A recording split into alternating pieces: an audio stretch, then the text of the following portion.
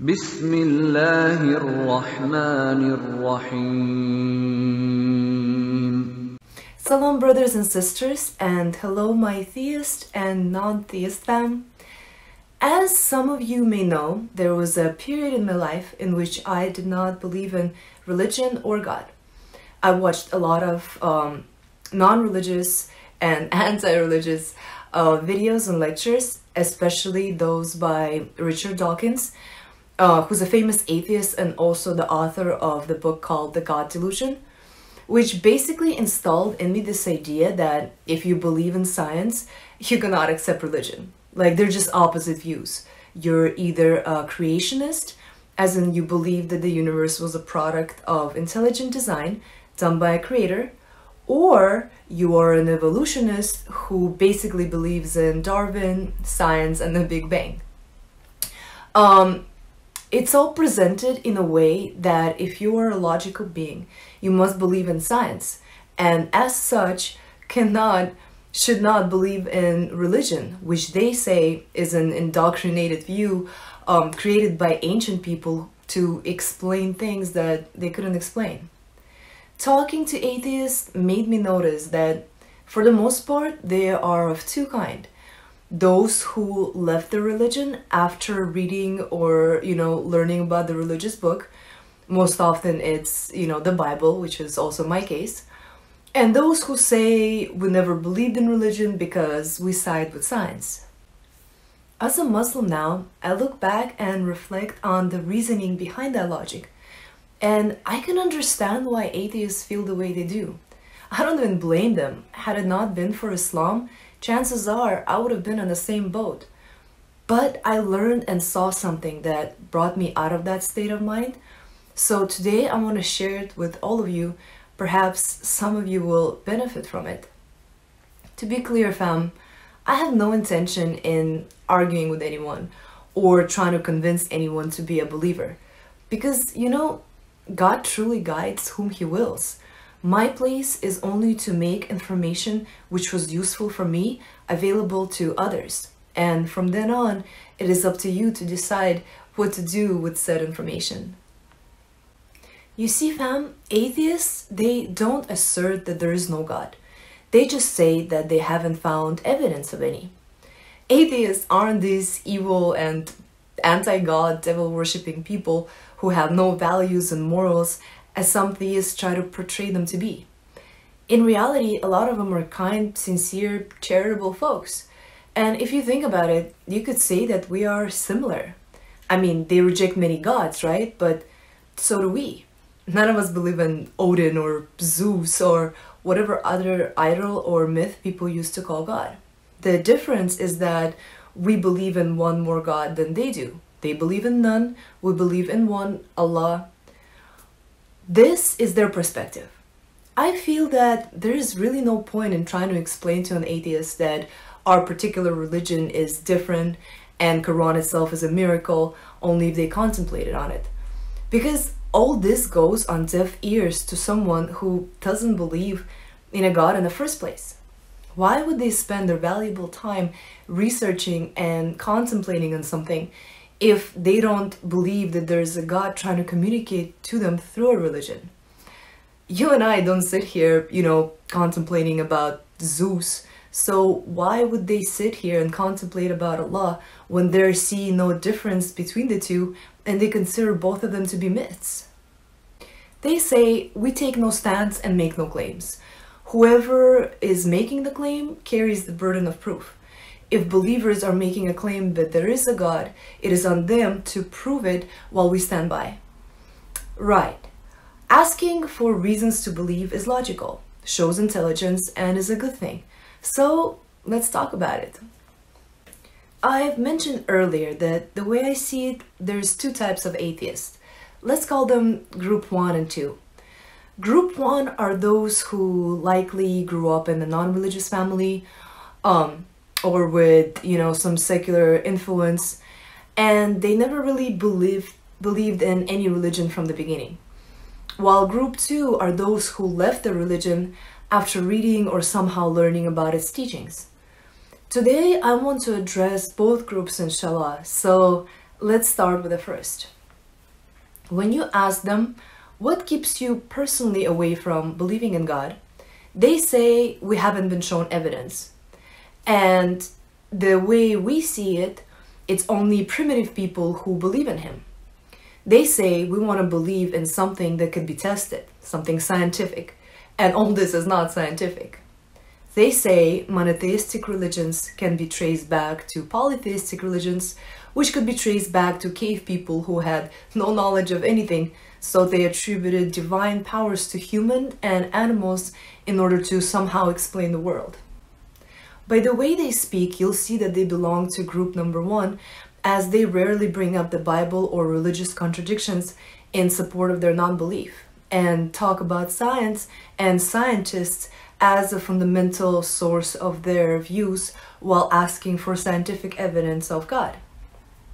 So I say, belief in God is not a scientific issue, but philosophical. Scientists, geologists, cosmologists, biologists, physicists, most often than not have nothing to do with philosophy. Philosophy deals with concepts like knowledge, meaning of life, intuition, virtue, justice, identity, intention, and so on. Are these not real? They are real. Can you test them scientifically and provide scientific evidence of any kind in their regards? You cannot. Why? Is it because they are limited or don't exist? Or is it because we are limited and cannot test such things? Just like it is illogical to ask for a scientific proof of beauty, it is illogical to ask for a scientific proof of God, because these are not scientific matters. The thing is, fam, there is nothing that could be determined with 100% certainty to be real, even reality itself. What you and I are experiencing is what scientists call phaneron. The world is filtered through our senses and bodies, not actual reality. Truth is, there is no way to prove absolutely that anything exists outside of our own brain. This is what's known as egocentric predicament, the problem of not being able to view reality outside of our own perceptions. Even things like our own past cannot be absolutely determined to be real. We might have some proofs like video or memories or, pictures that something happened yesterday, but as someone said, proof is not a synonym to true. How do we know that we and everything around us did not just pop into existence a minute ago with all the memories and everything else pre-installed? We don't. When we understand all this, we no longer ask for absolute evidence of God, because we know such evidence doesn't exist for anything, including life and reality. Someone would say, well, I still would rather follow scientists than creationists, and scientists say religion is just fairy tales. Is that so though? Let's see. Issac Newton, who discovered calculus and the universal law of gravitation, believed in God. Galileo, aka the father of the scientific method. Nicholas Copernicus, a famous astronomer who proposed that the sun was stationary and it is the earth that revolves around it. Georges Lemaître, the man who proposed the Big Bang Theory and is said to be one of the greatest physicists of the 20th century. Werner Heisenberg, who won a Nobel Prize for the creation of matrix mechanics. Arthur Compton, American physicist, also winner of a Nobel Prize for Compton effect, which demonstrated the nature of particle radiation. Johannes Kepler, who established the sun-centered planetary system. Max Planck, the famous exponent of the quantum theory, who revolutionized man understanding in atomic and subatomic fields. Arthur Eddington, a prominent English astronomer and physicist who is known for his groundbreaking research in astrophysics and the author of Why I Believe in God, Science and Religion as Scientists Sees It. All of them and many others are believers in God and follow religion and God of Abraham. Do they not? These people are some of the greatest minds and scientists in history, and with all their knowledge and understanding, they tell us that there is a creator. Max Born a great physicist and a contributor to the development of quantum mechanics, famously said, "The dance of atoms, electrons, and nuclei, which in all its fury is subject to God's eternal laws." Or, in the words of earlier mentioned Werner Heisenberg, "The first gulp from the glass of natural scientists will turn you into an atheist, but at the bottom of the glass, God is waiting for you." So fam, if it is scientists you follow, then why not consider the opinion of the greatest scientists we know so far? They all followed God of Abraham, right? So Zeus and Odin and others are automatically out of the picture, with the only religions left to consider in this case are monotheistic religions, religions of Abraham, Christianity, Judaism, and Islam.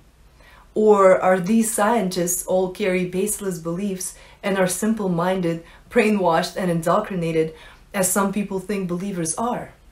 No fam, this is not the case. God does exist, and the deeper you look into it, the more undeniable and obvious it becomes.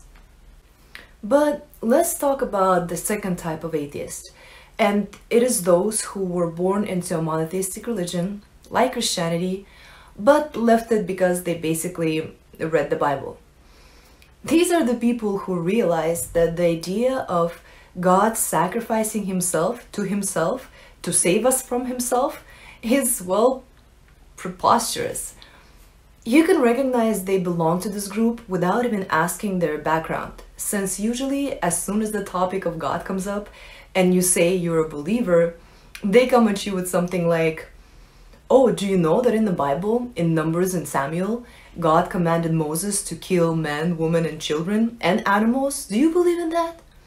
If I say, "No, I don't believe in the Bible," they respond with, "Well, what do you mean? Didn't you say you believe in God?" You see, fam, somehow to them, Bible and God just go together. And they don't really consider that you can believe in God, love Jesus, follow a religion of Abraham, be a Westerner, and not be a Christian. It's not that they don't know about Islam, it's just Islam to them feels foreign. So they tend to kind of disregard the Quran as an irrelevant Middle Eastern half copy of the Bible without giving it much thought, often forgetting that Islam, in fact, is an Abrahamic religion with undeniable worldwide influence, and that pretty much every fourth person in the world is a Muslim. They leave Christianity because they heard or found enough arguments against it, so then they use the same arguments on every other believer. When you tell them that you agree with them, that some things in the Bible cannot be true, and say that, "Look, we don't have this in Islam," they start to bring up points like the problem of pain and suffering in the world. They say that if God is truly loving and all-powerful, he would not allow suffering to happen. Because he clearly does, he is either not loving because he could stop it, but doesn't, or he's not all-powerful because he wants to stop it, but can't. They talk about the paradox of the free will, saying basically, if God created the game, the rules, and the players, then how can anyone be free? They say if God was real, he would make sure that everyone knows about this through public appearance or common supernatural events or direct communication or being born with knowledge about him. Basically saying that God will make it a point to convince them of his existence through whatever means necessary. You see, fam, all these come from a Christian type of mentality, because for Muslims we know that we're here as humans because each of us personally chose to be here. God, the creator of the worlds, created all types of beings for different purposes. Angels without the free will, jinn and humans with free will, and countless of others we don't even know about. We were given an opportunity, an option to obtain a mortal body and go through a test on earth. If we pass, we raise in status and earn a permanent place back in the gardens of bliss and peace. But if we fail, we never come back. We were told about the earth, that our memories outside of earth will be erased, that human bodies are meant to be in hardship, that we will be tested with good things and with evil things, that we will experience pain and fear and hunger and loss of loved ones and poverty.